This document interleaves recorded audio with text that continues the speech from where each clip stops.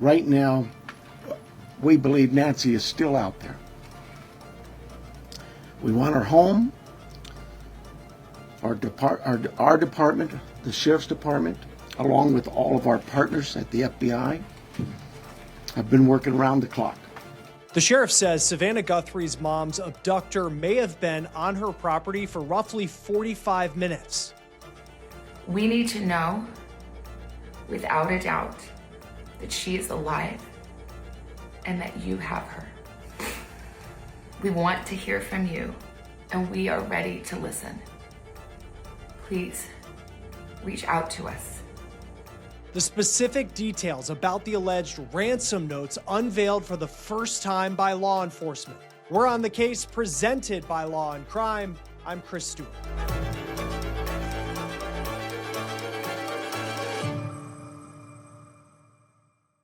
There has been a lot of speculation in this case as the search for Nancy Guthrie is now in its 5th day.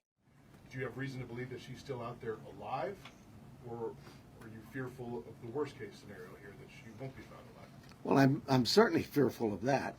I think we all are. But it is we operate from a position that until we know she's out there, she's alive, and we're going to continue thinking that way until we find her. The Pima County Sheriff said in his Thursday news conference that he fears the worst, that Nancy Guthrie is no longer alive, but he is holding out hope that she will be brought home safely to her family. So let's run through the latest information that we just learned, including what the sheriff said about the evidence and reports of a suspect. I'm going to get more into the alleged ransom notes sent to media outlets in just a moment, but the FBI said the note that the Guthrie family responded to in their video overnight, posted to Savannah Guthrie's social media, had a deadline of 5 p.m. Thursday. Presumably that's Mountain Time. Now, there was a second deadline in the alleged ransom note, but the FBI won't say when that deadline is. The agent did say that it is uncommon in a kidnapping case to not have any other communication at this point. Now, this is video that was posted by News Nation showing drops of blood in front of Nancy Guthrie's home. And the sheriff confirmed in his news conference that the blood belongs to Nancy Guthrie. This is on the front steps of her home.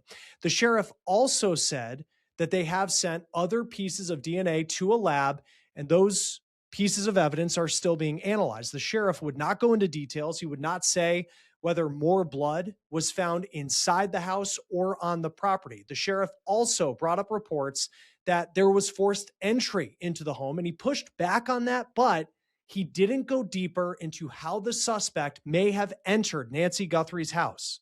Someone had mentioned there was forced entry. I have no clue where that comes from.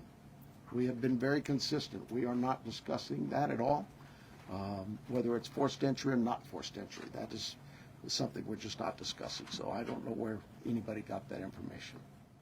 The last time Nancy Guthrie was seen was at her family's home Saturday night. The sheriff said that Nancy took an Uber to her family's house in Tucson, Arizona. It was about 5:30 in the evening Saturday night. She was then driven back to her house.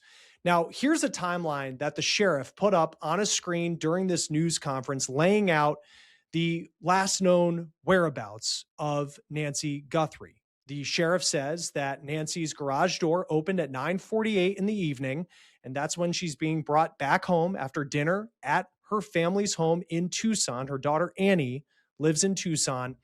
Then the garage door closes at 9:50, just a couple of minutes later. So at that point, you assume Nancy is going to bed. The next activity is incredibly key in this timeline. Law enforcement says the next part of this timeline is at 1:47 in the morning. Sunday morning, early morning at 1:47 a.m., the doorbell camera disconnects. At 2:12 a.m., software detects a person on a camera, but there's no video available. They had no subscription, and therefore it would rewrite itself. It just kind of loops, right, and covers up. That's what our analysis teams have told us. We're not done with that. We'll do all we can, but that's what it says. So it detects a person on camera. Could that be an animal? I imagine that's possible. We don't know that. We just have no video. But we're not giving up on that. 228. Nancy's pacemaker app shows that it was a disconnect from the phone. So you have this roughly 45-minute time frame of where a suspect or suspects may have been in Nancy's house. They say that reports of cameras being shattered in the home, though, are incorrect. Now, then the sheriff goes on and he says that family members checked on Nancy just before noon on Sunday when she didn't show up for church. And then at 12:03 in the afternoon, a 911 call was made.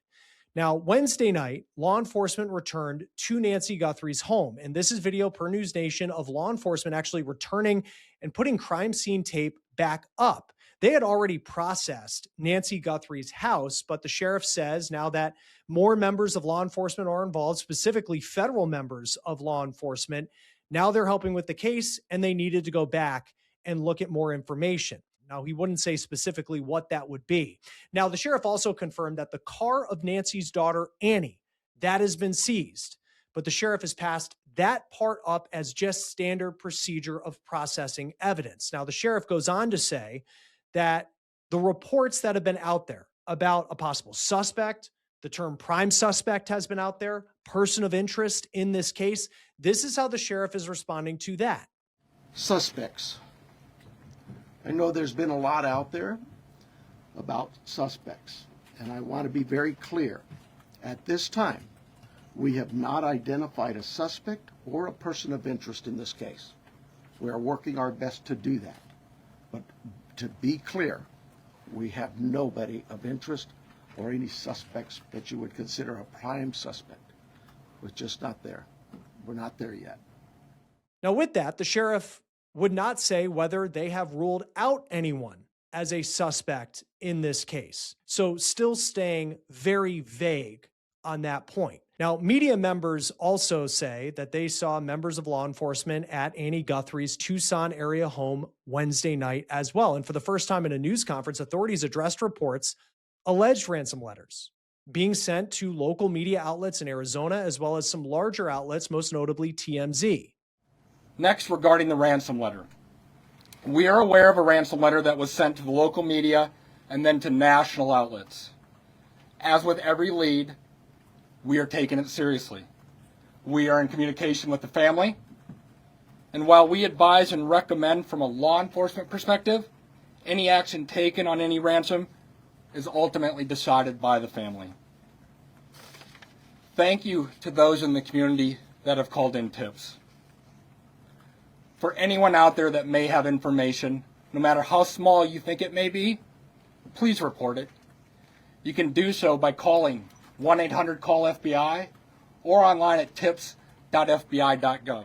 Now, just before this news conference started, TMZ put a video out about the alleged ransom letter that they say they were emailed that they turned over to the FBI. And they say that the FBI had asked them not to disclose certain details of that ransom letter. They also said that the letter gave a specific deadline, actually multiple deadlines, but one of them, in their words, was looming. Now, this alleged ransom letter had a demand for a large amount of money to be paid in Bitcoin and to be sent to a Bitcoin address, which TMZ says they were able to confirm was a real Bitcoin address. But who sent it? At this point, we don't know. In the news conference, the FBI mentioned two details that the alleged letters included, and they're details that they are investigating. There's a mention in there of an Apple Watch and a floodlight. Now, in the emotional 4-minute video that was posted overnight on Savannah Guthrie's social media, where she's sitting there, obviously and understandably incredibly distraught, she has her sister Annie by her side, as well as her brother Cameron. In that message, you hear them talk about the possibility of artificial intelligence. We are ready to talk. However, we live in a world where voices and images are easily manipulated. We need to know, without a doubt, that she is alive and that you have her. So the FBI would not go into detail of whether there were specific images or voices that were included in this alleged ransom note that they're investigating. And they said they also did not craft the message that the Guthries put out last night. But in a surprising twist, investigators did say they arrested someone that they are labeling as an imposter who allegedly sent a fake ransom note. They say more information on this person is going to be released, but the FBI says that this person, the alleged ransom note or imposter note that they sent, this is not the note that TMZ allegedly received in those media outlets. So this is separate, and they do not believe this person is connected to the disappearance of Nancy Guthrie at all. Just an individual who allegedly tried to take advantage of this family in their worst moments.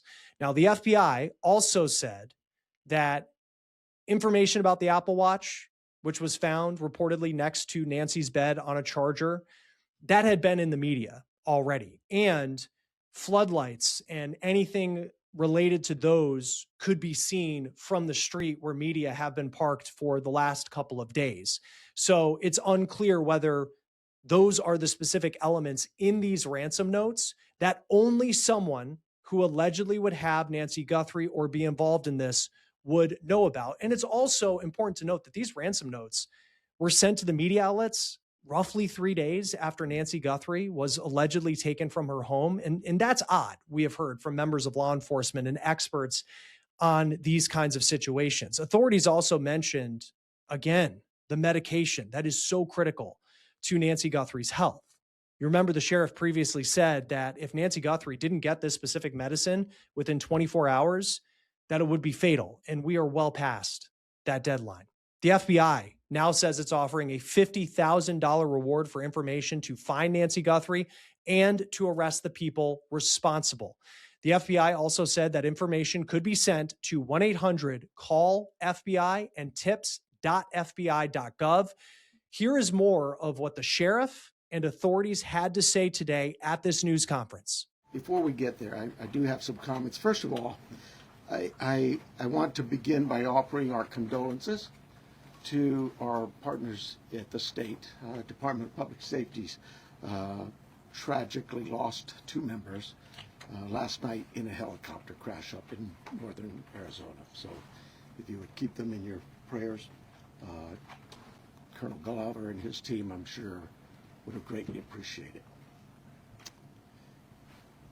Along the same lines, I think you all saw last night, I'm trying to speak up, not yell, because apparently I talk soft. We saw last night the family, they just hurt, understandably so. And so I really want you to know this entire team here, those behind me, and our community are hurting with you. We really just want Mom back, okay? Right now, we believe Nancy is still out there. We want her home. Our department, the Sheriff's Department, along with all of our partners at the FBI, have been working around the clock. And we just want her home and find a way to get to the bottom of all of this, just as you do. But I have other partners out there who have stepped up, and you've probably noticed them in the last few days, if not the last few hours, and you're going to see more of that. Well, I made a decision to contact our PCRIT team, and those of you not local, that's our Pima Regional Critical Incident Team. It's made up of law enforcement officers from this entire valley.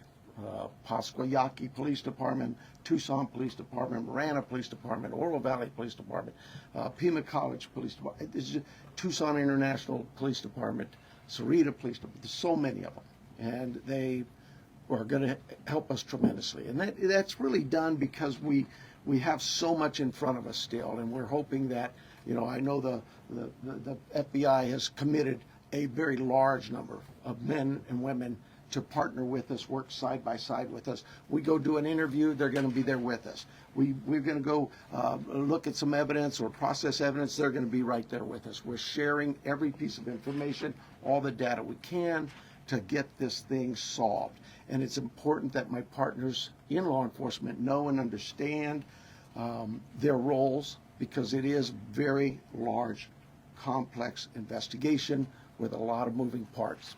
And we're at that phase now where sometimes we're waiting, right? We're waiting for analysis. We're waiting for lab reports.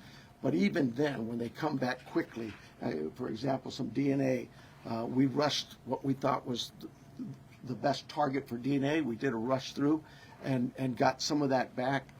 The results were minimal. I think you all know of the blood on the porch. That was one we did. It came back to Nancy. That's what we know. But there's still more items that have been submitted. We just haven't got them back yet. But in the meantime, we're not just sitting on our haunches waiting. We do have a number of leads coming in, and that's why we brought in the FBI for one, but PCRIT as well, to be able to get out there and handle these leads as they come in as quickly and as expeditiously as we can. And every single lead is looked at, every one of them. And so we're gearing up. You probably have some questions about what you've seen in the last couple of days. I'll gladly answer those at that time. But it really is about getting our partners out there. To be fair, when we went to that scene the first night, Saturday night, it was just us. Since then, the FBI and others have asked, can we go and see it as well? And that's what you've been seeing. But it is a very important case to not just me and my team, but this entire community, all of our law enforcement partners. Suspects. I know there's been a lot out there about suspects, and I want to be very clear. At this time, we have not identified a suspect or a person of interest in this case. We are working our best to do that. But to be clear, we have nobody of interest or any suspects that you would consider a prime suspect. We're just not there. We're not there yet. The timeline, I think we've got it on the board, do we not? This is a timeline that we have been able to develop with some of the things that we've had processed. Various pieces of electronics that we've gathered. And you look at some of this, and I know you're going to say, well, why did it take you so long to get this to us, Sheriff? Well, because one thing, it's got to go out and be processed at different lab sites. And sometimes that stuff comes back to us, and like you, we have questions. And we say, wait a minute, what is this about? What about this? Could it be that? And so it's sent back, or it's sent somewhere else. So, and that's happening with all of the things we see, that process, that review, and that questioning of, all right, what is it we're looking at? So I'll go over it with you. You can see it on the board there, but at about 5:32 p.m., these are approximate times. 5:32 p.m., Nancy travels to her local family's home for dinner and playing games with the family, and just visiting. At 9:48 p.m., which is very consistent to what we were told by the family, that Nancy was dropped off at home, and we know that because we have a garage door open at approximately, I can't stress that enough, at approximately 9:48 p.m. At 9:50 p.m., that garage door closes. Because that time we assume that Nancy's home and probably going to bed. Sunday morning, early morning at 1:47 a.m., the doorbell camera disconnects. At 2:12 a.m., software detects a person on a camera, but there's no video available. They had no subscription, and therefore it would rewrite itself. It just kind of loops, right, and covers up. That's what our analysis teams have told us. We're not done with that. We'll do all we can, but that's what it says. So it detects a person on camera. Could that be an animal? I imagine that's possible. We don't know that. We just have no video. But we're not giving up on that. 2:28. Nancy's pacemaker app shows that it was a disconnect from the phone. And at 11:56 a.m., the family checks on Nancy and discovers her missing. And at 12:03 p.m., 911 is called in to the Pima County Sheriff's Department. I believe it's about approximately 10 minutes later, 12 minutes later, our patrol teams arrive.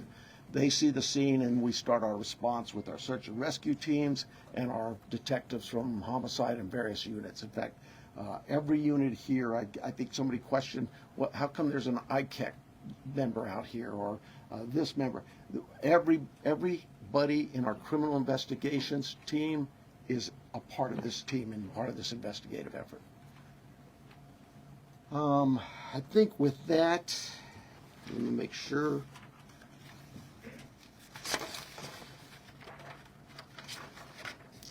Now, I want to clarify some things that I may have already done, but yeah, I've gone over with the blood at the front door, the doorbell camera. It was removed, we know that, but we're not confirming that any cameras were smashed or destroyed around the house. I don't know where that came from, but that's something we're not confirming. The car, the car that was at the home, it's just standard investigative practices. It's part of the search warrant scene, court orders. We pull it out of there and do our scene processing with the vehicle. Uber, we did speak to a driver because Nancy, we learned, had been taken the Uber to the family residence, the daughter, for dinner. And we located that driver and spoke with them and got that information. The house, you guys got this, I think, conducting follow-up. I think you said somebody had mentioned that they saw a team out there again last night or yesterday, and that's just, again, what I was talking about before. Our partners wanted a chance to see it and examine things themselves, and more importantly, it's just we're constantly following up on things and go, hey, what about this? So we want to go back and check on some things.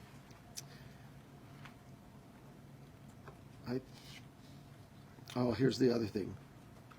Someone had mentioned there was forced entry. I have no clue where that comes from.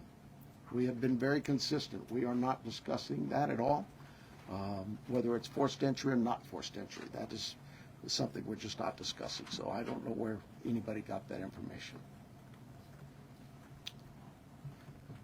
I think I am about done with my piece of this. I'm going to bring up here Heath Yankee, and I think you know him if you haven't been here. John Edwards is the assistant agent in charge with the FBI here at the Tucson office. Heath Yankee is the special agent in charge for the state of Arizona out of Phoenix, and he will come up and speak.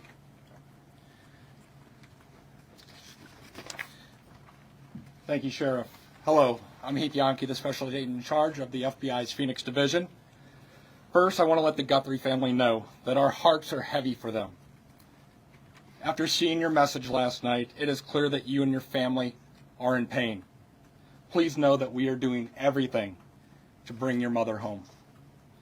The FBI is now working this case jointly with the Pima County Sheriff's Department, and we're going to start today by announcing a $50,000 reward for information leading to the recovery of Nancy Guthrie and or the arrest and conviction of anyone involved in her disappearance, and this will be the missing persons with the reward that will be going out.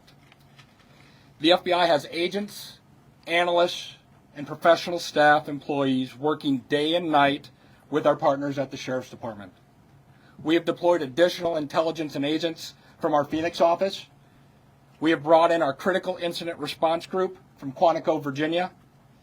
Members from our Cellular Analysis Survey team are here, and they continue to collect and process digital information.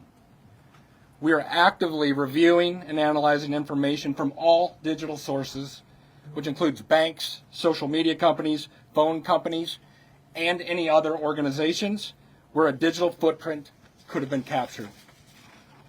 All this information provides data points and helps put the picture together. And we will be in the community continuing to conduct a thorough investigation with our partners. You heard about us out there last night. We will be back out there today. I would ask the media, give our investigators the space to do their jobs while they're out there. Next, regarding the ransom letter. We are aware of a ransom letter that was sent to the local media and then to national outlets. As with every lead, we are taking it seriously.